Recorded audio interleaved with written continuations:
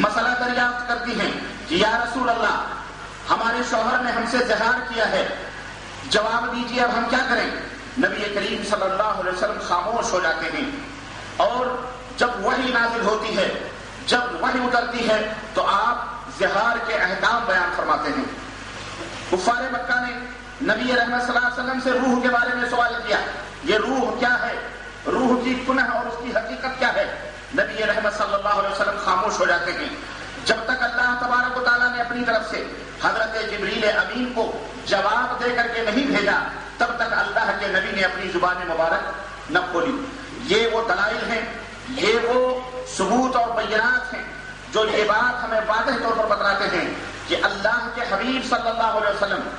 کیوں ان کی اطاعت اور کیوں ان کی پیروی ہمارے اوپر فرض ہے۔ اس کی وجہ اور اس کا سبب یہ ہے کہ وما ينطق عن الهوى، کہ اللہ عز وجل جب تک ان کے پاس وحی نہیں فرماتا تب تک وہ اپنی زبان کو نہیں کھولتے تھے۔ میرے بھائیوں اور میرے دوستوں، اطاعت رسول صلی اللہ علیہ وسلم کے بارے میں یہ بات ہمیشہ ہمیں اپنے ذہن و دماغ میں رکھنی چاہیے کہ رسول اکرم صلی اللہ علیہ وسلم کی اطاعت تمام مسلمانوں کے لیے فرض کر دی گئی ہے۔ تمام رسول اکرم صلی اللہ علیہ وسلم کی اطاعت صرف آپ کی زندگی تک محدود نہیں، بلکہ آپ صلی اللہ علیہ وسلم کی وفات کے بعد بھی قیامت تک آنے والے تمام مسلمانوں کے لیے فرض قرار دی گئی ہے۔ یہ نقطہ اپنے ذہن و دماغ میں بٹھا لیں، کیونکہ اس نقطے کو نہ سمجھنے کی وجہ سے ہم مسلمانوں کے اندر بہت سارے انحرافات اور بہت ساری گمراہیاں پنپ چکی ہیں، جنم لے چکی ہیں اور وہ پنپ رہی ہیں۔ کچھ لوگ یہ دماغ رکھتے ہیں اور یہ سمجھ رکھتے ہیں اور انہیں سوچ لیا ہے کہ جب تک نبی زندہ تھے تب تک آپ کی اطاعت و پیروی ہمارے اوپر فرض تھی، نبی کی وفات ہوئی، نبی انتقال کر گئے، نبی مر چکے تو خلاص اپنی مرضی سے اپنے اپنے قبیلے، اپنے اپنے قوم کا امیر اور امام بنا کر انہوں نے اس کی اطاعت و اتباع کرنا شروع کر دی۔ یہ سراسر اسلام کے مزاج اور اسلام کی طبیعت اور اللہ کی بھیجی ہوئی شریعت کے خلاف ہے۔ تو یہ بات ہر مسلمان کو اپنے ذہن و دماغ میں بٹھا لینی چاہیے۔ بنیادی بات ہے کہ جس طرح آپ کی زندگی میں آپ کی اطاعت ہمارے اوپر فرض تھی اور تمام مسلمانوں پر فرض تھی، ایسے ہی آپ کی وفات کے بعد بھی تا صبح قیامت کی صبح تک اب نہ کوئی رسول آنے والا ہے، نہ کوئی نبی آنے والا ہے۔ قیامت تک آنے والی جتنی بھی نسلیں ہیں سب کے اوپر رسول اکرم صلی اللہ علیہ وسلم کی اطاعت فرض ہے۔ سورہ سبا کے اندر اسی موضوع کو اللہ عز و جل نے ارشاد فرمایا، وَمَا أَرْسَلْنَاكَ إِلَّا كَافَّةً لِلنَّاسِ بَشِيرًا وَنَذِيرًا۔ اے محمد صلی اللہ علیہ وسلم، ہم نے آپ کو تمام بنی نوع انسان کے لیے خوشخبری سنانے والا اور اللہ کے عذاب سے ڈرانے والا بنا کر کے بھیجا ہے۔ اور اسی طرح اللہ عز و جل نے ارشاد فرمایا، وَأُوحِيَ إِلَيَّ هَذَا الْقُرْآنُ لِأُنذِرَكُم بِهِ وَمَن بَلَغَ۔ میری طرف یہ قرآن نازل کیا گیا ہے، میری طرف یہ قرآن اتارا گیا ہے تاکہ میں اس کے ذریعے تمہیں ڈراؤں اور ان لوگوں کو بھی جن تک یہ قرآن پہنچے، یعنی قیامت تک یہ قرآن جن لوگوں تک پہنچتا رہے گا حضرت محمد رسول اللہ صلی اللہ علیہ وسلم ان کے قائد اور ان کے رہنما رہیں گے اور ان کی اطاعت ان کے اوپر فرض رہے گی، فرض ہو جائے گی۔ چنانچہ اسی موضوع کو صحیح بخاری کے اندر امام بخاری نے یہ حدیث لا کر کے ثابت فرمائی ہے کہ اللہ کے رسول صلی اللہ علیہ وسلم نے فرمایا، کل امتی یدخلون الجنہ الا من ابا۔ میری امت کا ہر آدمی جنت میں داخل ہوگا، میری امت کا ہر فرد بشر جنت میں داخل ہوگا، الا من ابا، سوائے اس کے جو انکار کرے۔ قالوا ومن ابا، کہا گیا کون انکار کرے گا؟ قال من اطاعنی دخل الجنہ، جو میری اطاعت و پیروی کرے گا وہ جنت میں داخل ہوگا۔ ومن عصانی دخل النار، ومن عصانی دخل النار، جو میری نافرمانی کرے گا وہ جہنم میں داخل ہوگا۔ میرے عزیزوں، میرے دوستوں اور بھائیوں، آپ کی اطاعت سے انحراف کرنا، آپ کی اطاعت سے منہ موڑنا، آپ کی اطاعت و پیروی کو چھوڑ کر امت میں کسی کی اطاعت و پیروی کو اپنے اوپر واجب کر لینا، فرض قرار کر لینا یا راہ فرار اختیار کرنا، ایسے لوگ نہایت ہی خطرناک انجام تک پہنچنے والے ہیں۔ اور رب ذوالجلال نے قرآن کریم میں اس انجام کی نشاندہی فرما دی ہے۔ رب کا فرمان سنو، اللہ عز و جل نے ارشاد فرمایا، فلا وربك لا يؤمنون حتى يحكموك فيما شجر بينهم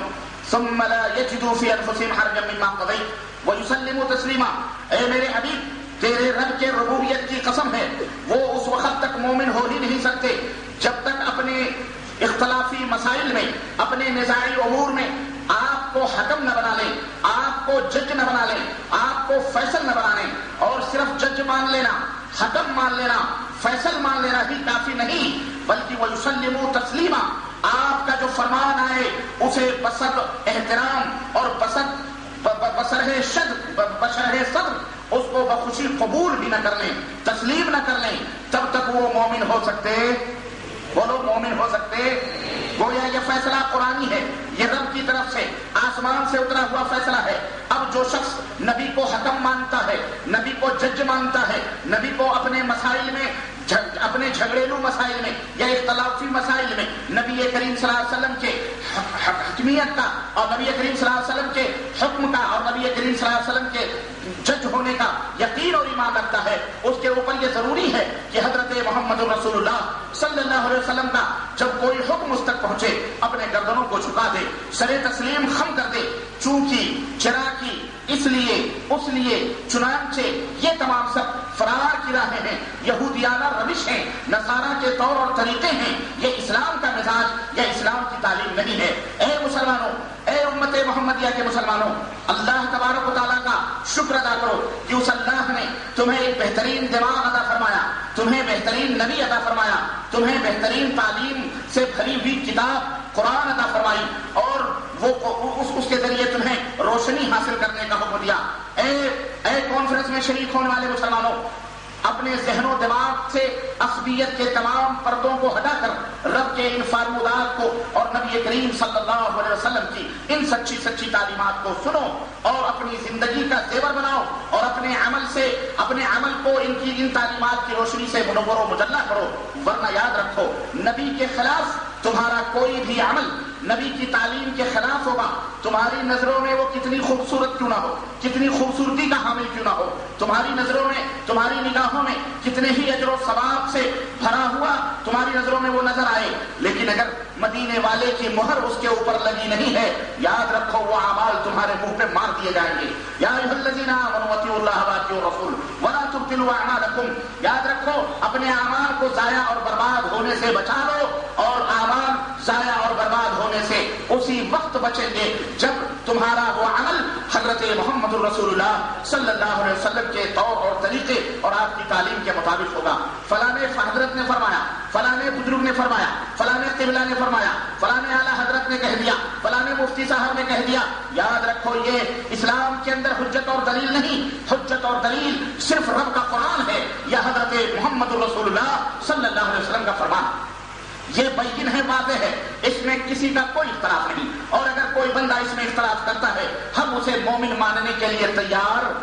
نہیں، وہ منافق ہے، وہ زبان سے دعویٰ کرتا ہے محبت رسول کا، وہ زبان سے دعویٰ کرتا ہے عشق رسول کا، لیکن اگر اس کا عمل حضرت محمد رسول اللہ صلی اللہ علیہ وسلم کے خلاف ہے تو یاد رکھو وہ ہرگز مومن ہو سکتا نہیں، ہو سکتا ہے وہ مسلمان نہیں ہو سکتا۔ گویا پتہ یہ چلا کہ ایمان اور اطاعت محمدی صلی اللہ علیہ وسلم، اطاعت رسول، یہ دونوں لازم و ملزوم ہیں، یہ دونوں لازم و ملزوم ہیں، ان دونوں کو جدا نہیں کیا جا سکتا۔ اگر کوئی مومن ہے تو اس کے اوپر لازم اور ضروری ہے کہ وہ محمد رسول اللہ صلی اللہ علیہ وسلم کی اطاعت و پیروی کرے، اور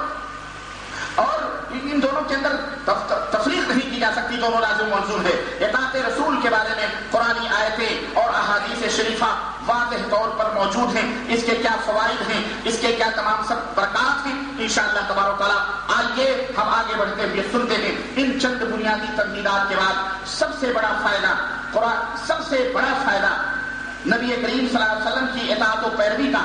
سب سے بڑا فائدہ یہ ہے کہ نبی کریم صلی اللہ علیہ وسلم کی اطاعت و پیروی